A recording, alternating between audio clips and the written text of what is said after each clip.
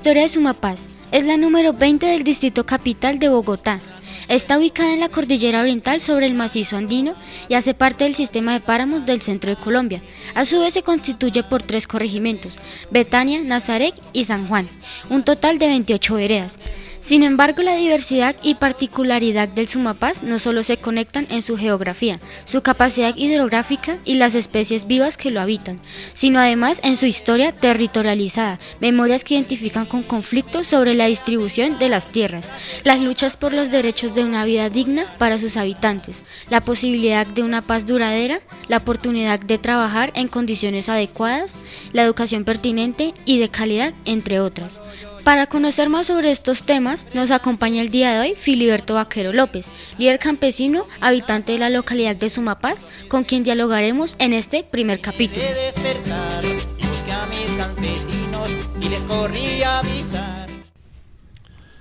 Bueno, primero agradecerles por la invitación.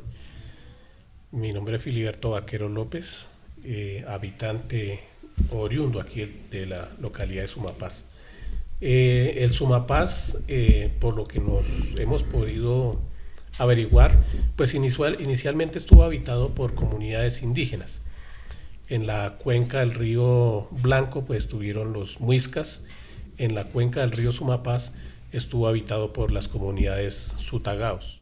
Hay algo muy interesante cuando hablamos de comunidades indígenas, sobre todo en el territorio, y es que por ejemplo, la laguna de Chisacá y otros territorios ya pertenecientes al Sumapaz, ellos ya lo reconocían como lugares sagrados, ¿no?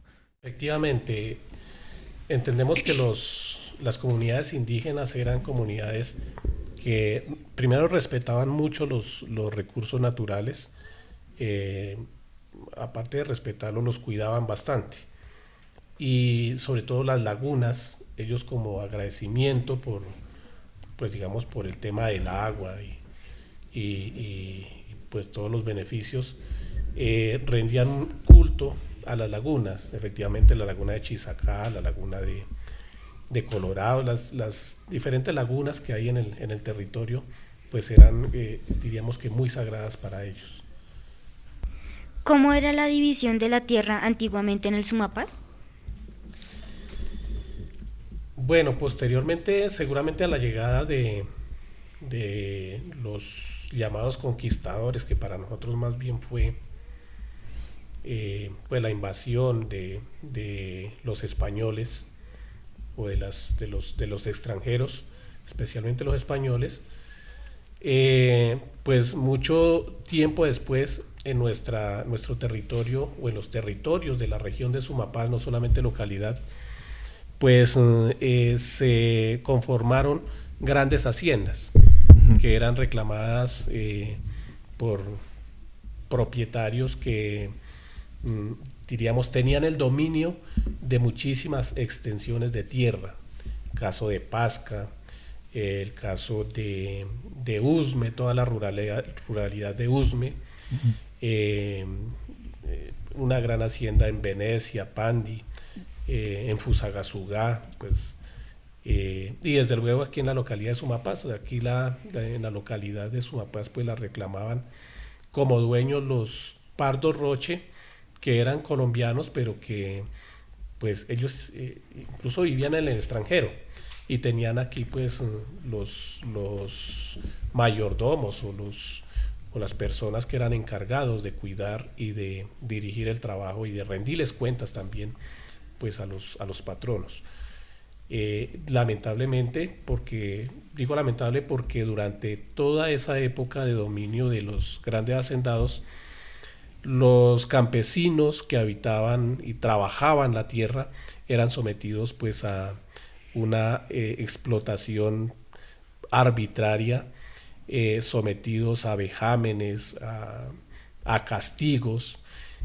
Su trabajo no era remunerado, incluso por ejemplo, donde les daban para sembrar, les dejaban sembrar, los mayordomos o los encargados de la finca eran quienes estaban encargados de ir a vender las cosechas, y solamente una parte de lo recolectado en la venta le dejaban a a los campesinos que trabajaban la tierra.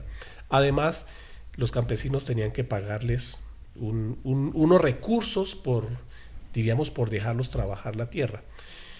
Cuando en algunos momentos por alguna causa se cometía algún error, alguna falla por los campesinos, eran sometidos a castigos. Incluso en todas las haciendas, entiendo, habían unos palos donde amarraban a los campesinos para castigarlos. Lo llamaban los cepos. Uno de esos estaba ubicado aquí en la vereda Vegas, en la finca que fue de la familia González, de don Teolindo González. Entiendo que ahí había uno. Hoy es de la familia Hurtado. En Pasca también, o sea, creo que en todas las haciendas habían como esos cepos para castigar físicamente a los campesinos. Y sí, campesinas, desde luego. Entiendo que existían como dos grandes haciendas que se caracterizaban en la localidad de Sumapaz. Una que era la hacienda El Hato, ¿no? Que cubría todo lo que su merced mencionaba, que era la zona rural de Usme, pero la hacienda más grande que existía era la de Francisco Pardo Roche, ¿no? La de los Pardo Roche, que tenía un aproximado de 200,000 hectáreas. Es que es impresionante, es demasiado. Y se llamaba Hacienda Sumapaz, ¿no? Y esta hacienda pues que llegaba, pues incluso llegaba hacia parte del Tolima, Huila, o sea, era una extensión gigante.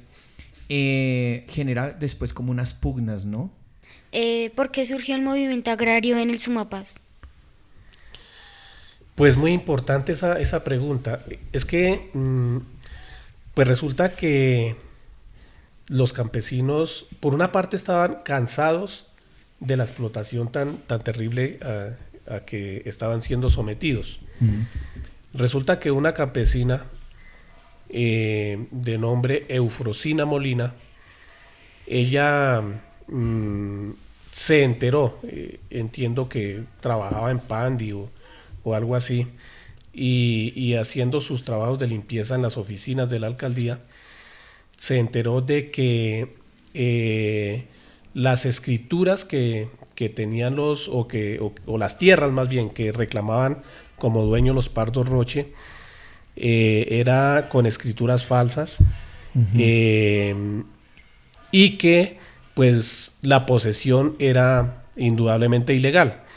Ella vino y le comentó a unos campesinos aquí en el sector del corregimiento de San Juan o de la cuenca del río Sumapaz, y empezaron digamos, a divulgar esa información.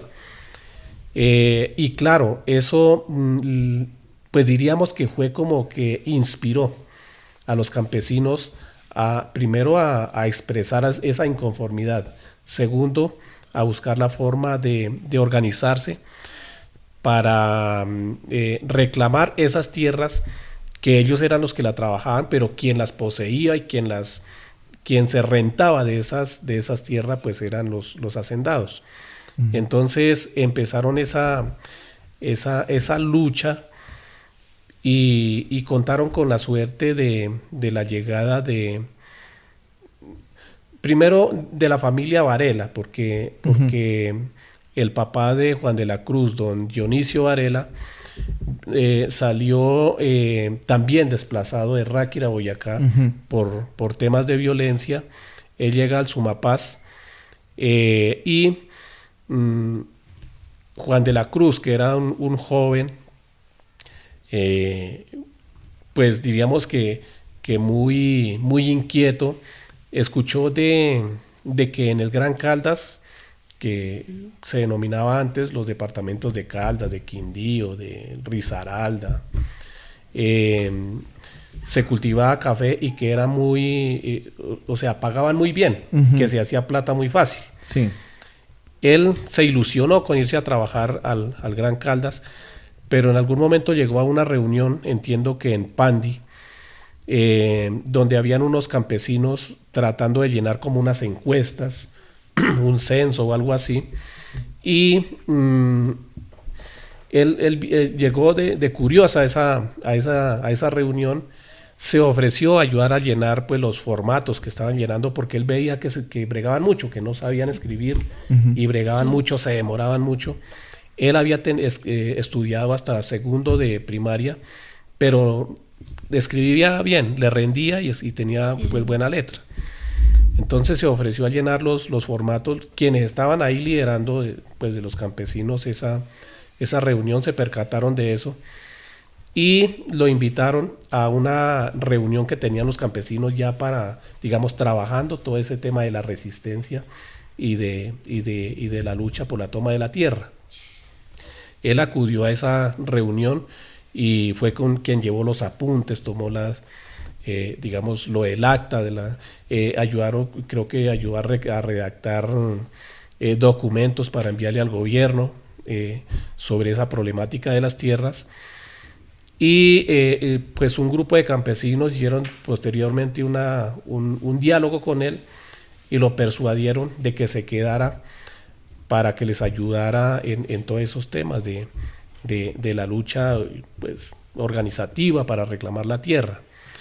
Llegó un momento en que él dudó, llegó pues siempre como con la intención de irse para Caldas, y llegó a un momento donde hay un cruce de las carreteras, sacó una moneda y la tiró al aire para decidir si se quedaba con los campesinos a sumarse a la lucha por la toma de la tierra o se iba para Caldas. La suerte dio que la moneda indicó que él se debía quedar y se quedó. A partir de ahí él fue quien fue nombrado como el secretario de esa organización agraria y fue como quien ayudó muchísimo a impulsar todo ese proceso de resistencia. Pues más adelante, también por cuestiones de la suerte, de la vida, se conectaron, se encontraron con Erasmo Valencia, que era también pues una persona que venía de Caldas, precisamente. Y él era un periodista, había estudiado, tenía pues digamos que buena formación académica, intelectual. Sabía también un poco, no era abogado, pero había estudiado y conocía, había leído pues sobre el tema de leyes, conocía pues un poco sobre ese tema y se ofreció a asesorar pues a los campesinos para ese digamos ese proceso de lucha.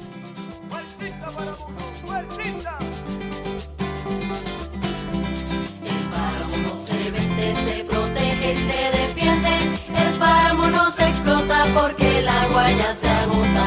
El páramo no se vende, se protege y se defiende, el páramo no se explota porque el agua ya se agota.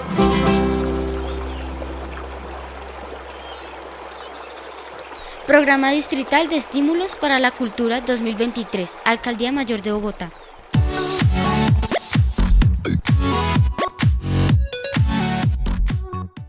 Bogotá tiene mucho que contar.